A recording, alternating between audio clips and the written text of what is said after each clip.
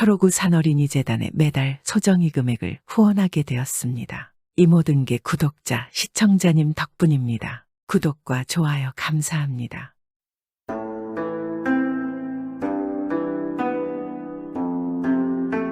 옛날 옛적에 어느 마을에는 부지런한 최부자가 한 명 살고 있었습니다. 이 부지런한 최부자는 원래는 가난했던 사람인데 젊은 시절부터 열심히 일을 하고 돈을 아껴서 큰 부자가 된 것이었습니다. 그리고 이 최부자에게는 아들이 3명 있었습니다. 최부자는 워낙 재산이 많아서 딱히 걱정은 없었지만 문제는 이놈의 아들들이었습니다.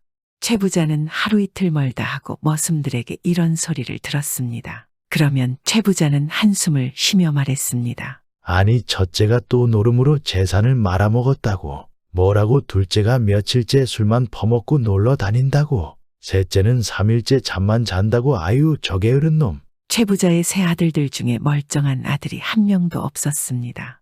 모두가 게으르고 무능했으며 의욕도 없었습니다. 그저 아버지의 재산이 많은 것을 믿고 게으르게 살거나 아무 일이나 생각 없이 버리고 포기하는 등 최부자의 속만 잔뜩 썩이고 있었습니다. 그런 아버지의 속도 모르고 아들들은 서로 자신이 아버지의 재산을 더 많이 물려받기 위해서 자신이 아버지를 잘 모시는 효자라고 뽐내곤 했습니다.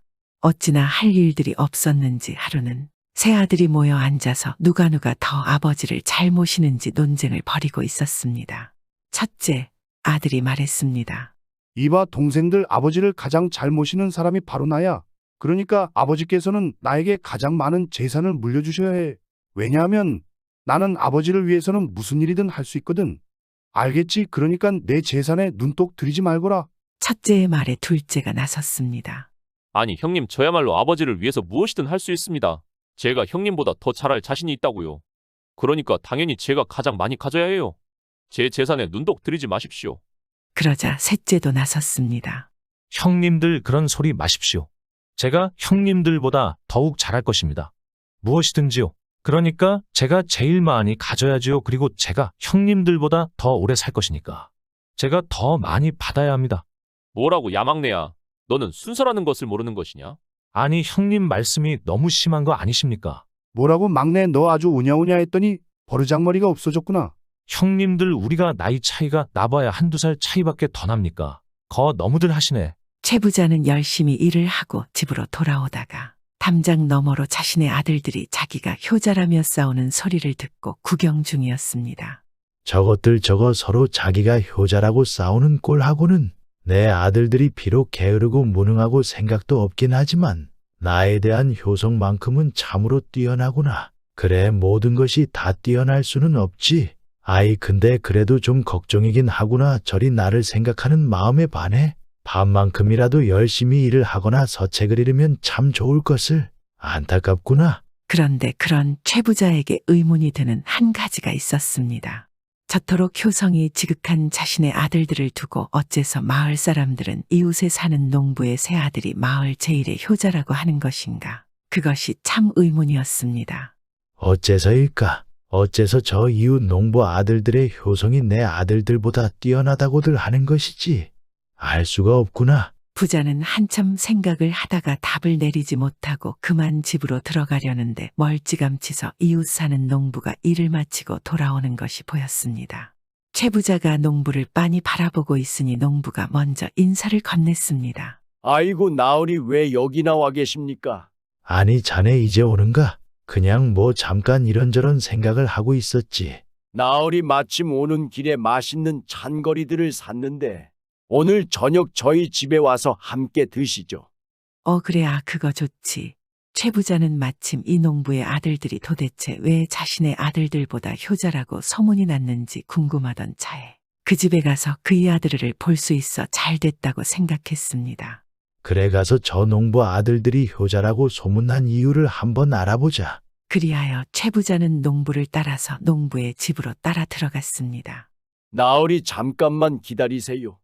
제가 흙 묻은 옷을 좀 갈아입고 나오겠습니다. 그래, 그러라고 잠시 후 농부가 옷을 갈아입고 나왔는데 그 바지의 꼴이 우스웠습니다. 그 이유는 이 바지가 무릎 위에까지밖에 안 오는 짧은 바지였습니다. 뭐야, 저 바지는 아무리 자기 집이라도 손님이 왔는데 저런 이상한 바지를 입다니. 당시에는 살이 보이는 바지를 입는 것이 없었기에 농부의 짧은 바지는 최 부자에게는 너무나 이상해 보였습니다. 그래서 최 부자는 농부에게 넌지시 물었습니다. 이봐 자네 그 어째서 그리 무릎이 다 드러나는 짧은 바지를 입고 있는가? 그러자 농부가 껄껄 웃으며 이유를 이야기해 주었습니다. 아, 그게 말입니다. 나으리 제가 얼마 전에 좋은 옷감을 선물로 받았지 뭡니까? 마침 마땅히 입을 옷이 없어서 여름 옷을 한 벌 해입기로 하였지요. 그런데 새로 지어온 옷을 입어보니까 바지가 한 뼘 정도나 길어서 땅에 질질 끌리는 것이 아주 불편했습니다. 그 바지가 길었다고? 그런데 그렇게 긴 바지가 왜 그리 짧아진 게야? 자꾸 끌고 다녀서 짧아졌나? 아니, 그게 아닙니다. 제가 그래가지고 아들들을 모아두고 이 긴 바지를 질질 끌고 다니면서 몹시 불편해했죠. 그러고 나서 다음 날이 되니까 글쎄 바지가 이렇게 짧아져 버렸습니다. 왜 이렇게 바지가 짧아졌는가? 갑자기 짧아진 연유가 있을 터인데 글쎄 누가 바지를 잘못 자른 거 아닌가? 예, 제가 말씀드리지요. 그것이 아닙니다. 제가 그래서 새 아들들을 불러놓고 물었죠. 얘들아, 이 바지가 도대체 어찌 된 것이냐? 내가 분명히 딱 한 뼘 정도 길어서 그 정도만 자르면 되는 것이었는데 누가 이렇게 많이 잘라놨단 말이냐? 그러니까 첫째가 말했습니다. 그것 참 이상하네요. 제가 어젯밤에 아버지 편하시라고 딱 한 뼘만 잘라 놓았는데 아마 둘째가 깜짝 놀라하며 이어 말했죠. 세상에 형님이 어젯밤에 이미 줄여 놓으셨습니까? 이럴 수가. 저는 그런 줄도 모르고 오늘 새벽에 바지를 한 뼘 더 줄여놨습니다. 아유, 죄송합니다. 그러니까 또 셋째가 당황하면서 말했습니다. 이를 어째 전 형님들이 줄여놓은 줄도 모르고 아침에 일어나자마자 아버지 바지를 한 뼘 줄여놨습니다. 어째 좀 짧더라니. 그러면서 새아들이 저에게 용서를 비는데 저는 어이가 없고 또 한편으로는 우리의 아들들이 다 저를 생각해 준 마음이 고마워서 그냥 웃으면서 이렇게 바지를 입고 있답니다. 우리 아들들이 저를 생각해서 줄여준 이 짧은 바지가 저에게는 가장 소중한 바지가 된 것이지요. 이야 그렇구만. 그런 연유가 있어구만. 그럼 아주 고맙게 입고 다닐만 하지. 그렇고 말고. 최 부자는 고개를 끄덕이며 그 짧아진 바지를 다시 한번 바라봤습니다. 그리고 생각했습니다. 나도 집에 가서 한번 똑같이 해봐야겠다. 그러면 내 아들들이 정말 효자라는 것을 알 수 있을 것이야. 저녁밥을 먹고 최 부자는 황급히 농부의 집을 나와 자신의 집으로 돌아갔습니다. 그리고 자신의 새아들도 시험해 보기로 했습니다. 그래서 자기의 바지를 들고 새아들을 모아놓고 말했습니다. 아이고 얘들아, 이 바지가 너무 길어서 도저히 입을 수가 없구나. 내일 점심에 입고 나가야 하는데 딱 한 뼘만 줄여다오. 알겠지? 딱 한 뼘만 줄이면 된다. 예 아버지. 예, 새아들이 대답했고 최 부자는 그리 말을 하고 바지를 마루에 놓아두고 방으로 들어갔습니다. 그리고 다음 날 오후가 되었습니다. 최 부자가 기대하는 마음으로 자신이 마루에 둔 바지를 입어봤는데 이게 웬걸 바지는 그대로였습니다. 아니 뭐지, 이거 줄인 게 맞아? 아닌데 그대로인데 어찌 된 것이야? 분명 어제 그 길이 그대로인데 어떻게 된 거지? 최 부자는 이상하게 생각해서 아들들을 모두 불러 물었습니다. 얘들아, 어젯밤에 내가 이 바지를 줄여야 한다고 말하지 않았느냐? 그런데 어째서 이 바지가 그대로인 게야? 그러자 첫째 아들이 당황하며 말했습니다. 그게 무슨 소리세요? 아버지, 그 바지가 그대로라고요. 야, 둘째야, 네가 줄여놓을 줄 알았는데 안 했냐? 그러자 둘째 아들이 셋째를 바라보며 말했습니다. 셋째야, 너 뭐 했냐? 바지 안 줄이고. 당연히 막내가 줄여야 하는 것이 아니냐? 그러자 셋째가 화를 내며 말했습니다. 아니, 그걸 왜 내가 합니까? 형님들이 해야죠. 저는 아직 바느질도 제대로 못 배웠는데 바지를 어찌 줄인답니까? 형님들이 저보다 잘하니까 하는 것이 당연한 것 아니겠소. 나 원참 뭐라고? 막내야, 그게 말이냐? 이런 일은 막내가 가야지. 예, 하참나. 어째서 제가 막내라는 이유로 이런 일을 해야 되는 거예요?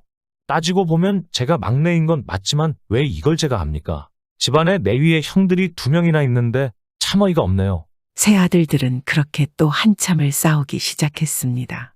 그 모습을 본 아버지는 한숨이 나오기 시작했습니다. 최 부자는 농부의 아들들이 생각이 났습니다. 아이고, 이제야 마을 사람들이 왜 저 농부 아들들을 효자라고 하는지 알겠구나. 그리고 최 부자는 싸우고 있는 못난 새 아들들을 보고 화를 내며 말했습니다. 너희들은 오늘부터 한 끼도 먹지도 마라. 그리고 한 푼도 주지 않을 것이니 그리할 거라. 만약에 밥을 먹거나 한 푼이라도 필요하면 일하거라. 오늘부터 이 집의 머슴들을 모두 내보낼 터이니 머슴들이 할 일을 너희가 하거라. 그리하면 밥도 주고 머슴처럼 세경도 주겠다. 이것이 못마땅하면 당장 이 집에서 나가거라. 그러자 아들들은 놀랐지만 아버지가 진심으로 말하는 것을 알기에 아무 말도 하지 못했습니다. 그리고 다음 날부터 새 아들들은 10년 동안 정신을 차릴 때까지 밤낮 없이 일만 했습니다.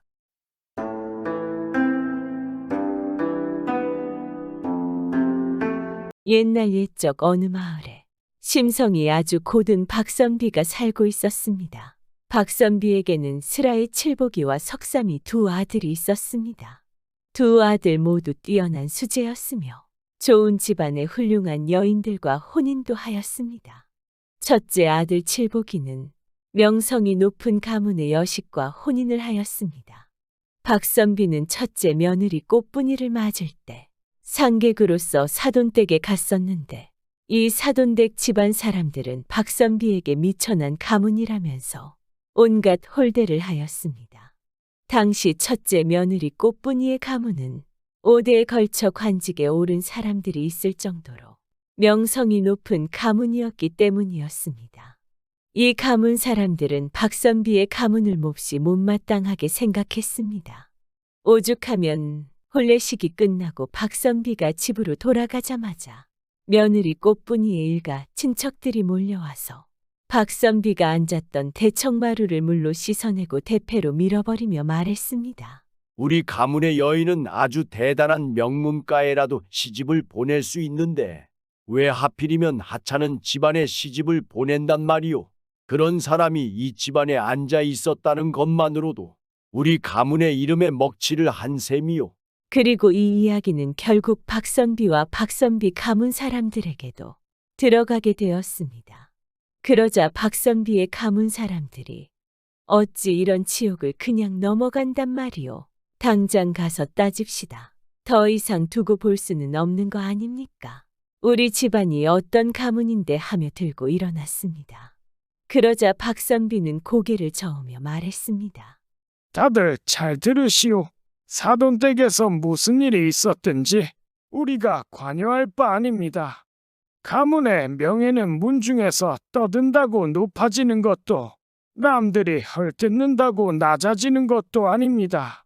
상대가 예의를 갖추지 못했다고 해서 우리도 예를 지키지 않으면 오히려 우리가 형편없는 가문이라는 증거가 될 것입니다. 더구나 우리는 며느리를 맞았으니 그런 하찮은 일로 말썽을 일으키면 새 며느리의 마음에 상처를 주는 것이니 그만두셨으면 합니다. 박선비의 말에 가문 사람들은 가슴을 치며 돌아갔습니다. 박선비는 그러거나 말거나 신경 쓰지 않고 새로 맞이한 며느리 꽃분이를 극진히 사랑해 주었습니다. 꽃분이는 그런 시아버지 박선비의 넓은 도량과 덕에 크게 감동하였습니다. 그리하여 한평생 시아버지 박선비를 존경하고 받들어 모셨습니다. 그리고 훗날 박선비가 세상을 떠나고 더 세월이 흘러 꽃분이도 죽을 날을 앞두었을 때 그녀는 이렇게 유언을 남겼습니다. 시아버님, 생전에 제가 여러 가지로 부족한 점이 많았습니다. 죽어서도 시아버님을 정성껏 모시고 싶으니 나를 시아버님 묘소 아래 가까운 곳에 묻어주시오. 그리하여 정말로 며느리 꽃분이의 묘는 시아버지 박선비의 묘 아래 있게 되었습니다. 그리고 박선비에게는 둘째 아들 석삼이가 있지 않겠습니까? 둘째 아들 석삼이의 부인 즉 박선비의 둘째 며느리는 춘이었습니다. 둘째 며느리 춘이의 아버지와 박선비는 어렸을 때부터 절친한 벗이기도 하였습니다. 춘이는 성격도 살갑고 효성도 지극한 여인이었습니다. 우리 며느리가 해주는 반찬은 어찌 이리도 내 입맛에 딱 맞는고 이 버섯은 어떻고 우리 며느리가 해준 버섯이 내 발에 아주 딱 들어맞는구나. 어디서 이런 복덩이가 들어왔는지 모르겠구나. 너무 좋구나, 너무 좋아. 우리 며느라 고맙구나. 아닙니다. 아버님, 버선이 잘 맞다니 다행이에요. 편히 잘 신으세요. 제가 또 만들어 드리겠습니다. 아이, 그래, 그래. 내가 해준 것도 없는데 아주 며느리 복이 많구나, 많아. 박선비는 첫째 며느리 꽃분이에게 한 것처럼 둘째 며느리 춘희도 딸처럼 몹시 사랑하고 아꼈습니다. 그런데 불행히도 둘째 아들 석삼이가 혼인을 하고 얼마 지나지 않아서 자식도 낳지 못하고 세상을 떠나고 말았습니다. 그로 인해 박선비의 상심은 너무나 컸습니다. 아들아, 너무도 보고 싶구나. 어찌 그리 급하게 떠난 것이냐? 뭐가 그렇게 급해서? 그리고 이제 이 어린 춘희는 어쩌한단 말이냐? 한편 자식을 잃은 슬픔뿐만 아니라 남편을 잃은 춘희의 슬픔 또한 그에 못지않게 컸습니다. 시집을 오자마자 과부가 되어버린 둘째 며느리 춘희는 매일을 눈물로 치새웠습니다.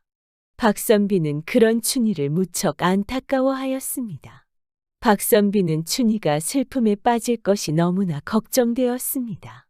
박선비 자신 역시 태어난 지 5개월 만에 아버지가 돌아가셨고 박선비 어머니가 평생 6남매를 뒷바라지하느라 자기 자신을 돌보지 못하고 늘 희생하며 살아오는 것을 보았기에 춘희의 가혹한 운명이 너무나 가여웠습니다.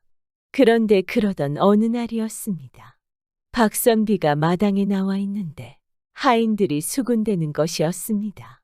어유 벌써 외간 남자를 만난다고? 아이 남편 죽은 지 얼마나 됐다고 세상에. 아니 어찌 저런 사람이 시집을 왔어. 주인 어르신이 얼마나 이뻐하셨는데 이거 큰일이구나. 이 말을 근처에서 듣고 있던 박선비가 소리쳤습니다. 거기서 뭐들 하는가? 이게 다 무슨 소리인가? 아유 아닙니다. 아닙니다. 하인들이 박선비를 보고 황급히 수군대기를 멈추었으나 박선비는 계속 캐물었습니다. 뭐가 아니냐? 어서 말을 해보거라. 내가 다 들었다. 누가 외간 남자를 만난다는 것이냐? 바른 대로 말을 하거라. 뭐라 말씀드리긴 그렇지만 아마도 둘째 며느님이 외간 남자를 만나는 것 같습니다. 뭐라고? 그게 참말이냐? 그 말이 거짓이면 내가 너희들을 가만두지 않을 것이다. 하며 그 말을 들은 박선비는 화가 날 뿐만 아니라 어이가 없었습니다. 자신이 아는 며느리 춘희는 그럴 사람이 아니었기 때문입니다. 하지만 이상한 소문은 끊이질 않았습니다. 심지어 밤마다 춘희가 자신의 방에서 외관 남자와 정을 통하고 있다는 소문까지 박선비의 귀에 들려왔습니다. 박선비는 심기가 너무나 불편하고 불안하기까지 하였습니다. 아무리 며느리를 믿는다고 해도 불안한 건 당연한 일 아니겠습니까? 아유, 설마 우리 며느리가 그럴 사람은 아니지만 행여라도 불안당 같은 놈들이 있을지도 모르니 잘 살펴봐야겠구나. 요즘 홀로 된 여인을 강제로 보에 싸서 납치해 아내로 삼는 짓거리를 하는 자들이 있다고 하니 조심해서 나쁠 것 없지 않는가?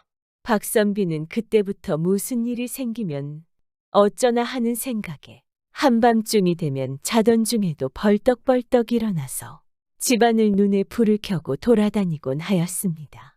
그런데 그러던 어느 날 늦은 밤에 박선비가 집안을 한 바퀴 돌고 있는데 며느리 춘희의 방에 불이 환하게 켜져 있었습니다. 아니, 이 늦은 시간에 어쩐 일로 불이 환하게 켜져 있단 말인가? 이건 뭔가 이상하구나. 박선비는 궁금하여 가까이 가보았습니다. 그런데 가까이 간 순간 박선비는 깜짝 놀라지 않을 수 없었습니다. 방 안에서 춘희가 누군가와 도란도란 이야기를 나누고 있는 소리가 방 안에서 새어나오고 있었습니다. 아니, 설마 내가 잘못 들은 것인가? 우리 며느리에게 들리는 그 소문이 사실이었단 말인가? 정말 외간 남자를 방 안까지 끌어들이고 있단 말인가? 이거 정말 믿을 수가 없구나. 박선비는 어찌할 바를 모르고 자리에서 벌벌 떨었습니다. 믿던 만큼 얼마나 배신감이 크지 않겠습니까? 내가 이래서는 안 되는데, 그러나 어찌 그냥 갈 수 있단 말인가? 박선비는 자신의 체면도 뒤로 하고 며느리 춘희의 방을 슬쩍 엿보았습니다. 그런데 역시 춘희가 술상을 차려놓고 누군가와 이야기를 나누는 모습이 보였습니다. 누구냐, 니놈은 도대체 누구란 말이냐? 박선비가 조금 더 자세히 보려고 가까이 눈을 대보았습니다. 그런데 춘희가 마주 앉아있는 사람은 사람이 아니고 지프로 만든 사람 모양의 허수아비 인형이었습니다. 그 허수아비 인형에 죽은 남편의 옷을 입혀놓고 춘희는 술상을 차려 마치 산 사람과 대화를 하는 듯 말을 건네고 있었던 것이었습니다. 서방님 이것 좀 드셔보세요. 제가 서방님 드리려고 준비한 것이랍니다. 서방님 왜 못 드시나요? 서방님. 며느리 춘희는 한참 이야기를 하다가 갑자기 눈물을 훔치며 흐느끼기 시작했습니다. 박선비는 이 모습을 보고 뒷걸음질을 치고는 하늘을 올려다보며 한숨을 쉬었습니다. 얼마나 시아버지로서 가슴이 아프지 않겠습니까? 이럴 수가, 이럴 수가. 우리 며느리가 너무나 힘들구나. 어찌 저리 평생 살 수 있단 말인가? 내가 생각이 너무 짧구나. 그 뒤 박선비는 방으로 돌아갔습니다. 그동안 며느리를 둘러싼 괴이한 소문의 진실을 알게 된 박선비는 밤잠을 이룰 수가 없었습니다.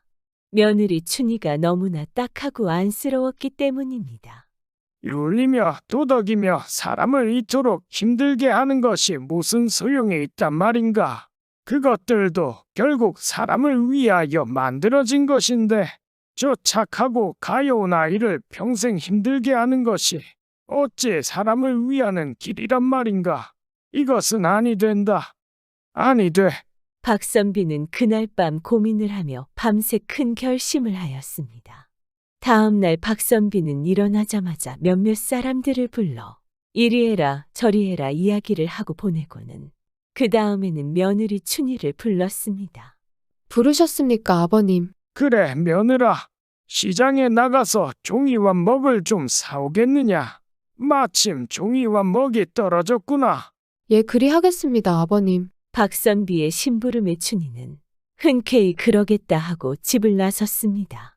그런데 그날따라 자꾸만 이상한 일들이 생겨났고 그러다가 보니 날이 다 어두워져서야 집으로 돌아오게 되었습니다. 그런데 심부름을 하고 돌아온 며느리 춘희를 대하는 박선비의 태도는 몹시 차가웠습니다. 아니, 며느라. 지금 날이 저문 지가 언제인데 여태껏 뭐라고 이제 오는 것이냐?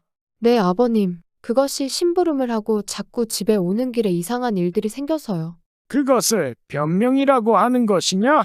에이, 안 되겠구나. 너와 같은 것은 우리 집에서 데리고 살 수 없다. 당장 짐을 싸서 친정으로 가거라. 아니, 아버님. 그게 무슨 말씀이세요? 아버님, 잘못했습니다. 용서해 주세요, 아버님. 됐다. 어서 짐을 싸거라. 두말하고 싶지 않구나. 늘 다정하고 친절한 시아버지 박선비의 냉랭한 태도에 춘희는 무척 당황했습니다. 하지만 시아버지가 그러라고 하니 다른 방도가 없었습니다. 춘희는 서러운 마음에 눈물을 흘리며 방으로 들어가 짐을 싸고 밖으로 나왔습니다. 춘희가 짐을 싸고 나와서도 계속 잘못을 빌었으나 시아버지 박선비는 용서할 기미조차 보이지 않았습니다. 당장 친정으로 가거라. 그리고 이 서찰은 사돈에게 전하도록 해라. 춘희는 결국 박선비가 주는 서찰을 받아들고 집에서 내쫓겼습니다. 결국 갈 곳이 없으니 어쩔 수 없이 친정으로 발걸음을 향했습니다. 그러는 와중에 춘희는 생각했습니다. 이대로 친정에 간들 내가 무슨 낯으로 부모님을 뵐 수 있단 말인가? 차라리 서방님의 곁으로 가는 것이 낫겠구나. 하며 춘희는 안 좋은 생각을 하였으나 시아버지인 박선비가 친정 아버지에게 전달하라는 서찰이 생각났습니다. 마지막을 시아버님께서 뭐라고 쓰셨나 보기라도 해야겠다. 춘희는 서찰을 꺼내어 읽어보았습니다. 그런데 서찰을 읽는 춘희의 눈에서는 하염없이 눈물이 주룩주룩 흘러내렸습니다. 아버님 어찌 이런 생각을... 그 눈물은 서러움의 눈물도 원망의 눈물도 아니었습니다. 한없는 보살핌과 사랑에 대한 시아버지의 감사와 감동의 눈물이었습니다. 그 서찰은 이렇게 적혀 있었습니다. 여보게 사돈, 자네 딸을 개가시키시게 이 아이가 생과부로 슬퍼하며 늙어가는 것을 내가 참아 볼 수가 없으니 제발 내 말을 들어주시게나. 내 간절한 바람이네. 춘희를 다시 재가시킬 것을 권하며 며느리의 장래를 걱정하고 염려하는 시아버지 박선비의 따뜻한 마음이 담긴 글이었습니다. 춘희는 서찰을 읽은 후에 한참을 울다가 시아버지 박선비가 있는 집 쪽으로 큰 절을 한번 올리고 그리고 난 후에 친정집으로 향했습니다. 그리고 박선비는 그 이후에 둘째 며느리 춘희와 그리고 사돈집과도 모든 연을 끊었습니다. 그렇게 여러 해가 흐른 뒤 박선비가 한양으로 올라가다가 어느 조용하고 평화로운 마을을 지나가게 되었습니다. 그런데 그 마을에 들어서니 날이 저물어 버렸습니다. 어디 적당한 집에서 하룻밤 머물기를 정해야겠구나. 박선비는 마을에 머물 만한 적당한 집을 택하여 그곳에 집주인에게 물었습니다. 주인장, 내가 한양으로 가는 과객인데 날이 저물어서 말이오. 실례가 아니라면 하룻밤만 묵어 갈 수 있게 해주시겠소? 그렇습니까? 잠시만 기다려 주십시오. 제가 제 아내에게 한번 이야기를 해보겠습니다. 집주인은 안으로 들어가 방문을 열고 자신의 아내와 이런저런 이야기를 하였습니다. 그리고 집주인이 다시 돌아와 박선비에게 말했습니다. 어르신, 누추하지만 들어오세요. 어르신께서 이 밤에 어디서 오셨는지 모르지만 저희 집 아래채에 방이 하나 비어 있으니 주무시고 가십시오. 저 아랫방에 이부자리를 준비해 드리겠습니다. 먼 길 오시느라 시장하실 텐데 제 아내가 저녁상을 차려드린다고 하니 차는 변변찮지만 식사도 하시고 주무십시오. 아이 잠을 자게 해주는 것만으로도 고마운데 식사까지 주신다니 정말 고맙소. 그렇게 집주인은 박선비의 저녁상까지 봐주었습니다. 그런데 저녁상을 본 박선비는 참으로 이상했습니다. 아니 이게 어찌 내가 좋아하는 음식만 상에 올라가 있구나. 신기하구나 신기해. 저녁상에는 박선비의 입맛에 맞는 반찬으로만 차려져 있었습니다. 그 반찬들을 먹는데 간까지 박선비의 입에 딱 맞는 것이 아니겠습니까? 이 집 주인이 나랑 입맛이 참 비슷한가 보구나. 박선비는 만족스럽게 저녁 식사를 하고 잠이 들었습니다. 그리고 다음날 아침상도 받았는데 역시나 아침상도 반찬 종류만 다를 뿐 늘 박선비가 좋아하고 즐기는 음식들이었습니다. 심지어 입맛에도 꼭 맞았습니다. 아이고 옛날 우리 둘째 며느리가 이렇게 내 입맛을 참 잘 맞춰주었었는데 마치 둘째 며느리가 차려주는 상을 받은 것 같구나. 아니 우리 며느리가 이 집에 사는 것인가? 에이 설마 나도 참 무슨 생각을. 그런데 우리 며느리는 잘 살고 있는 것인가? 한번 보고 싶구나. 박선비는 잠시 이런저런 생각을 하다가 아침을 마저 다 먹고 상을 물렸습니다. 그리고 슬슬 길을 떠나려 하는데 집주인이 떠나는 박선비를 붙잡고는 잘 만들어진 버선 한 켤레를 건네주었습니다. 어르신, 이 버선을 한양 가시는 길에 신으세요. 제 아내가 어젯밤에 만든 것입니다. 아이고 잘 차고 잘 먹기까지 하였는데 이 버선까지 주시다니 참으로 고맙소. 어찌 그렇게 친절할 수가 있단 말이오. 내가 이 은혜를 어떻게 갚아야 할지. 박선비는 몹시 고마워하며 버선을 받아 바로 신어보았는데 정말 이상하게도 박선비의 발에 딱 들어맞는 것이었습니다. 세상에 우리 둘째 며느리가 지어주던 버선같이 발에 꼭 맞고 편안하구만. 박선비는 또 둘째 며느리 춘희가 떠올랐습니다. 정말 우리 둘째 며느리가 이곳에 있기라도 한 듯 하지 않은가. 박선비는 그렇게 집주인과 작별하고 길을 떠나다가 문득 뒤를 돌아보았습니다. 그런데 길 한쪽에 서서 옷으로 얼굴을 가리고 고개를 숙여 공손히 배웅하는 한 여인이 보였습니다. 그랬구나. 우리 아가. 우리 둘째 며느리가 여기 있었던 게로구나. 그랬던 게야. 박선비는 한눈에 그것이 둘째 며느리임을 알 수 있었습니다.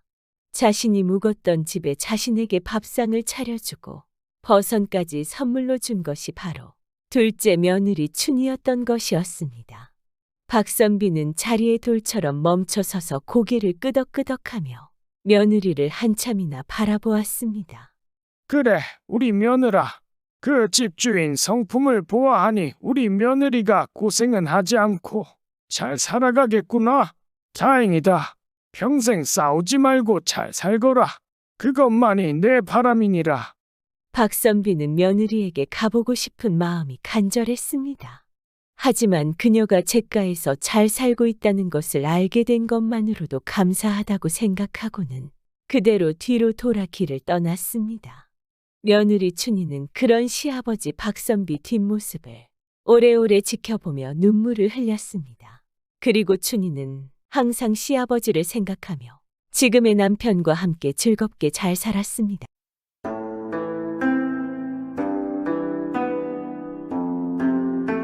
옛날 옛적에 한 과부가 살았는데 남편을 일찍 여의고 슬하에 자식 하나 없었습니다. 그래서 매일 신령님께 빌었습니다. 죽기 전에 자식 하나 점지해달라고 말입니다. 그러나 남편 없이 어떻게 자식을 가지겠습니까? 그래도 하루도 거르지 않고 신령님께 빌고 빌었습니다.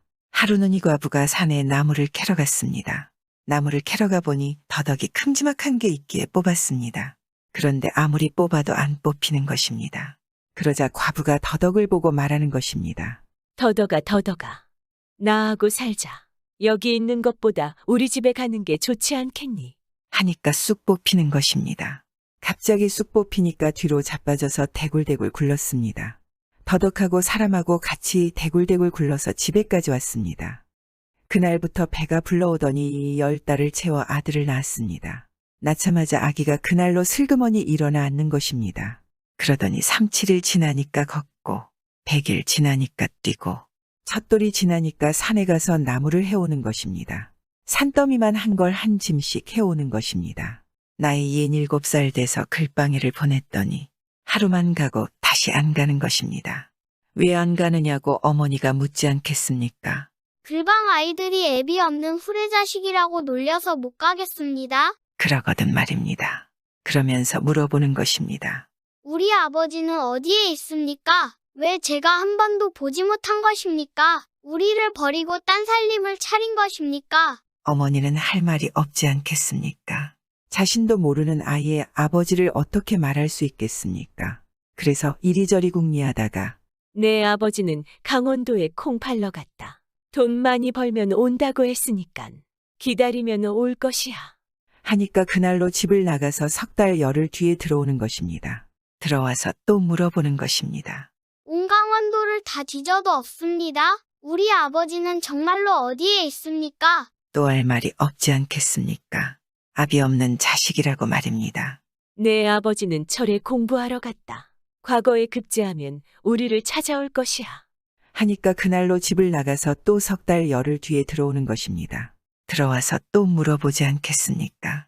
조선팔도 저를 다 뒤져도 없습니다. 우리 아버지는 어디에 있습니까? 사실대로 말해주세요, 어머니. 하기에 할 수 없이 바른 대로 말해줬습니다. 산에 나무하러 갔다가 더덕을 한 뿌리 뽑았는데 더덕하고 같이 뒹굴었더니 그날로 배가 불러 너를 낳았다고 했습니다. 그랬더니 아들이 어머니를 보며 말하는 것입니다.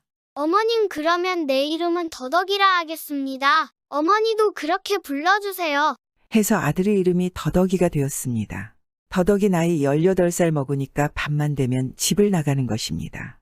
초저녁에 슬그머니 나가서 새벽잇을 맞고 들어오는데 그게 하루 이틀도 아니고 날마다 그러는 것입니다. 하루는 어머니가 가만히 뒤를 밟았습니다. 따라가 보니 산으로 들어가는 것입니다. 산으로 들어가서 고개를 3개 넘더니 커다란 바위 앞에 서는 것입니다. 가만히 보니 그게 그냥 바위가 아니고 바위 문인 것입니다. 더덕이가 바위를 잡고 끙하고 용을 한 번 쓰니까 그 큰 바위 문이 스르르 열리는 것입니다. 더덕이가 열린 문으로 들어가다 말고 뒤를 돌아보며 어머니가 있는 곳을 보며 어머니도 그만 뒤따라오지 마시고 저와 함께 들어와 보십시오. 하기에 군말 않고 따라 들어갔습니다. 가만히 뒤 밟은 걸 다 알고 그러는데 뭐 어쩌겠습니까? 들어가 보니 참 어마어마하는 것입니다. 바위문 안에 딴 세상이 있는데 온통 병사들이 가득한 것입니다. 그런데 그것이 모두 쇠붙이들인 것입니다. 병사들은 몇 천인지 몇 만인지 모르고 쇠붙이들은 죄다 칼이고 창이고 방패고 투구고 착용한 것입니다. 댕그랑댕그랑 하면서 밤낮으로 그런 걸 만드는 것입니다. 그 많은 병사들이 칼이야, 창이야, 방패야, 투구야 만들다가 더덕이가 들어가니까 쇠붙이 병사들이 반기며 더덕이 장군님, 오셨습니까? 기다리고 있었습니다. 하고 달려들어 떠매고 가는 것입니다. 어머니는 구경 다 하고 집에 왔습니다. 그런데 아무리 더덕이가 조심한다고 해도 이 좁은 나라에 비밀이 있겠습니까? 하루는 나무꾼 하나가 산속에서 더덕이를 보고 쫓아가서 이광경을 보고 관아에 고발했습니다. 나라의 영모를 꾸미는 자가 있다고 말입니다. 이 소식이 임금귀에 들리는 것은 시간 문제 아니겠습니까? 하루는 나라에서 임금이 더덕이네 집에 왔습니다. 임금이 군사들을 많이 거느리고 와서는 어머니에게 으름장을 놓지 않겠습니까? 더덕이는 어디 있느냐? 가르쳐주면 돈을 주마. 안 그러면 너는 당장 여기서 죽임을 당할 게야. 해서 어머니는 할 수 없이 가르쳐줬습니다. 바위문 있는 곳을 가르쳐줬는데 아무도 못 들어가는 것입니다. 당최 문이 열려야 말입니다. 힘장사 몇백 몇천이 달려들어 밀어도 꼼짝을 안 하니 말입니다. 하다 안 되니까 임금이 또 꾀를 내어 더덕이 어머니에게 말하는 것입니다. 여보라, 언제든지 내 아들이 오거든 배가 아프다 하고 의원을 불러오라 해라. 그렇게 한다면 곡식을 주마. 그리고 나라에서 벼슬을 내릴 게야.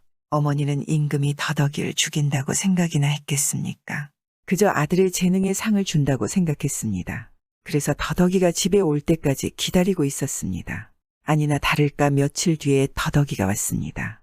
어머니는 임금이 시킨 대로 했습니다. 얘야, 내가 배가 아파 죽겠다. 의원을 좀 불러오너라. 더덕이가 의원을 부르지 않았겠습니까? 의원을 부르니까 의원이 왔습니다. 그런데 그게 임금인 것입니다. 임금이 의원 옷을 입고 의원처럼 차리고 왔습니다. 와서는 하는 말이 이 병에는 다른 약은 소용이 없고 흰 호랑이 99마리를 잡아다가 간을 빼먹어야 낫는다. 그것만이 어미를 고칠 수 있을 게야. 더덕이가 그 말을 듣고 당장 산으로 들어가더니 사흘 만에 왔습니다. 흰 호랑이 99마리를 잡아왔습니다. 그때 임금이 군사들을 많이 데리고 와서 더덕이를 덮쳤습니다. 흰 호랑이 99마리를 잡았으니 기운이 다 빠졌을 줄 알았지 않았겠습니까? 그러면 단박에 사로잡을 작정이었거든 말입니다. 그런데 웬걸. 흰 호랑이 99마리를 잡고도 더덕이는 기운이 펄펄 살아있는 것입니다. 그 많은 군사들이 당해낼 수 있어야지 말입니다. 할 수 없이 놓아줬습니다. 일이 안 되니까 임금이 또 꾀를 내어 더덕이의 어미에게 말하는 것입니다. 여보라, 다음에 내 아들이 오거든 머리가 아프다 하고 점쟁이를 불러오라 해라. 그러면 비단을 주마. 그리고 더덕이에게 정승자리를 주마. 어머니는 임금의 말에 또 속아 넘어갔습니다. 무지한 아들놈에게 정승자리를 준다는데 얼마나 좋겠습니까? 아니나 다를까 며칠 뒤에 더덕이가 집에 왔습니다. 그래서 어머니는 임금이 시킨 대로 했습니다. 얘야, 내가 머리가 아파 죽겠다. 점쟁이를 좀 불러오너라. 또 점쟁이를 부르니까 점쟁이가 왔습니다. 그런데 그게 또 임금인 것입니다. 임금이 점쟁이 옷을 입고 점쟁이처럼 차리고 왔습니다. 와서는 말하는 것입니다. 이 병에는 다른 약은 소용이 없고 하늘나라에 있는 하늘복숭아 99개를 따다가 씨를 갈아 먹어야 낫는다. 그것만이 어미를 낳게 할 수 있을 게다. 더덕이가 그 말을 듣고 집을 나가더니 석 달 만에 왔습니다. 하늘복숭아 99개를 따왔습니다. 그때 임금이 신하들을 많이 데리고 와서 재판을 차렸습니다. 하늘복숭아는 하늘나라에 있으니 못 따올 줄 알았습니다. 그러면 부모한테 불효한다고 옥에 가둘 작정이었거든 말입니다. 그런데 웬걸 하늘복숭아 99개를 보란듯이 다 따온 것입니다. 트집 잡을 건더기가 있어야지 말입니다. 임금은 할 수 없이 놓아줬습니다. 아무리 해도 안 되니까. 임금이 소가죽 3,000장으로 주머니를 지어주면서 또 꾀를 내었습니다. 여보라, 다음에 내 아들이 오거든 이 가죽 주머니 안에 들어가라 해라. 왜 그러느냐고 묻거든. 들어가는 걸 보고 싶어서 그런다고 해라. 내 말이면 반드시 들어갈 게야. 그러면 금덩이를 주마. 그리고 내 딸과 혼인시켜서 이 나라의 부마로 만들어주마. 그러면 미천한 너희 집이 부귀영화를 누릴 게다. 이 소리에 어머니는 임금님이 더덕이를 공주와 혼인시키려는 줄 알고 너무 좋아서 알았다고 하지 않겠습니까? 아니나 다를까 며칠 뒤에 더덕이가 왔습니다. 그래서 어머니는 임금이 시킨 대로 했습니다. 얘야, 저 가죽 주머니 안에 들어가거라. 왜 그러십니까? 제가 저기에 들어가는 이유라도 있습니까? 내가 들어가는 걸 보고 싶어서 그런다. 들어가서 내가 잃어버린 가락지를 찾아주렴. 그렇게 할 수 있겠지. 더덕이가 그 말을 듣고 가죽 주머니 안에 들어갔지 않았겠습니까? 이때 임금과 군사들이 숨어 있다가 뛰쳐나와서 주머니를 꽁꽁 묶고 바위에다가 패대기를 쳤습니다. 패대기를 한 3,000번 치니까 뼈도 살도 다 부서졌습니다. 더덕이를 죽여놓고 임금은 어머니한테 준 돈이야 곡식이야 비단이야 다 도로 빼앗아버리고 인두로 팔다리까지 지져놓고 갔습니다. 어머니가 뒤늦게 울며 불며 가죽 주머니를 풀어 헤쳐보니 뼈고 살이고 다 부서져서 가루가 돼 있는 것입니다. 가만히 생각해보니 더덕이가 죽기 전에 한 말이 생각나거든 말입니다. 어머니 만약에 내가 죽거든 안진뱅이 의원을 찾아 약새 첩을 지어다가 내 몸 위에 뿌리고 뼈 살아라, 살 살아라, 숨 살아라 하십시오. 그 길로 어머니가 안진뱅이 의원을 찾아다녔습니다. 3년 만에 지리산 산골짜기에서 안진뱅이 의원을 찾았습니다. 약새첩 지어달라니까 밥 3,000끼를 지어달라는 것입니다. 밥 3,000끼를 지어줬더니 빨래 3,000가지를 해달라는 것입니다. 빨래 3,000가지를 해줬더니 물 3,000동이를 길어달라는 것입니다. 물 3,000동이를 길어줬더니 드디어 약새첩 지어주는 것입니다. 어머니는 약새첩을 가지고 와서 더덕이 뼈가루 살가루 위에 뿌렸지 않았겠습니까? 한 첩 뿌리고 뼈 살아라 하니까 뼈가 살아났습니다. 또 한 첩 뿌리고 살 살아라 하니까 살이 살아났습니다. 또 한 첩 뿌리고 숨 살아라 하니까 숨이 살아났습니다. 다시 살아난 더덕이는 흙으로 몸종들을 만들기 시작했습니다. 여종이며 머슴이며 아이며 수천 명을 만들자 모두 살아있는 사람이 되었습니다. 그러자 더덕이는 임금이 살고 있는 궁궐에 갔습니다. 임금이 놀라서 군대를 보냈지만 더덕이는 아주 손쉽게 군인들을 물리치고 임금의 앞에 갔습니다. 임금 앞에 가서는 전하, 제 어미한테 공주님을 저한테 준다고 들었습니다. 이제 그 약조를 지켜야 하지 않겠습니까? 이제 공주님을 주십시오. 이렇게 말하자 임금이 뭐 할 말이 이겠습니까?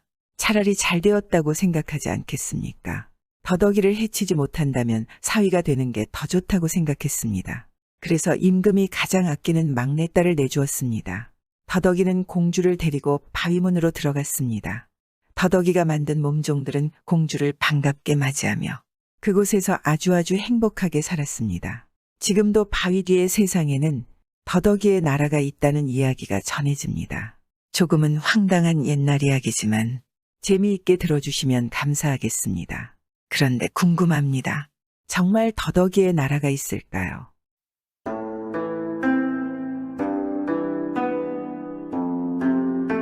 이번 이야기는 실제 일어난 옛날 이야기를 할까 합니다. 상사병으로 죽은 처자가 처녀 귀신이 되어서 찾아온다는 섬뜩한 이야기입니다. 일본이 조선을 침략한 임진왜란 무렵 의병장으로 나서서 싸우다 전사한 고경명은 기이한 일을 겪은 적이 있습니다. 그 이야기를 한번 할까 합니다. 오늘도 재미있게 들어주시면 감사하겠습니다. 고경명은 젊은 시절 집 근처에 있는 호수를 오가며 틈틈이 산책을 했습니다. 어느 날은 갑자기 비가 오는 바람에 비를 피해 호수 근처에 있던 집의 열린 문 안으로 달려가서는 그 집의 주인을 소리쳐 불러냈습니다. 주인장, 혹시 계시오? 생은 글을 읽는 선비인데 비가 와서 잠시 비를 피하려 이 집에 머물려고 하오. 그러니 나와서 문 좀 열어주시오. 그러자 방의 문이 열리고 처녀 한 명이 나와서는 고경명을 보고는 말하는 것입니다. 어서 들어오십시오. 비가 많이 오고 있습니다. 누추한 곳이지만 여기도 괜찮으시다면요. 하고 말했습니다. 고경명은 고맙다는 인사를 하고는 신발을 벗고 마루로 올라가 문 안으로 들어가 방에 앉았습니다. 처녀는 고경명을 힐끔거리며 쳐다보다가 부엌으로 가서 간소하게 차린 술과 음식을 작은 밥상 위에 올려놓은 채로 가져와서는 고경명 앞에 놓으면서 술병을 들고는 말하는 것입니다.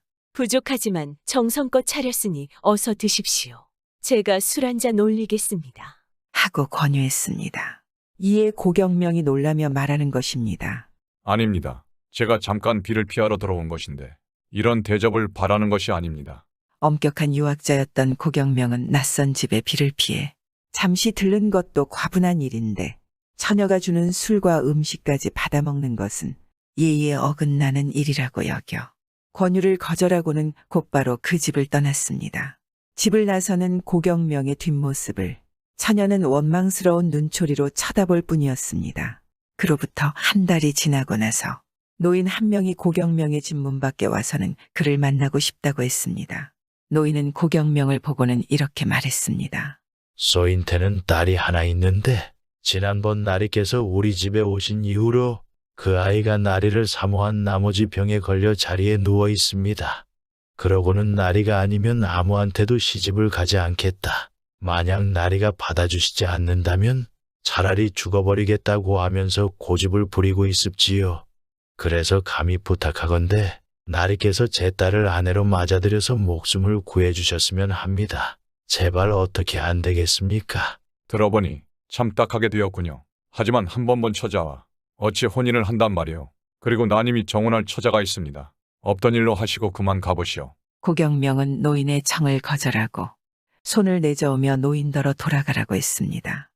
이미 그에게는 장례를 약속한 여인이 있었으니 자신을 사모한다는 처녀를 받아주었다가 무슨 분란이 일어날지도 모르고 여색을 탐해서는 안 된다는 유학의 가르침을 따르는 유학자의 입장으로서도 받아들이기 어려운 일이었기 때문이지 않겠습니까?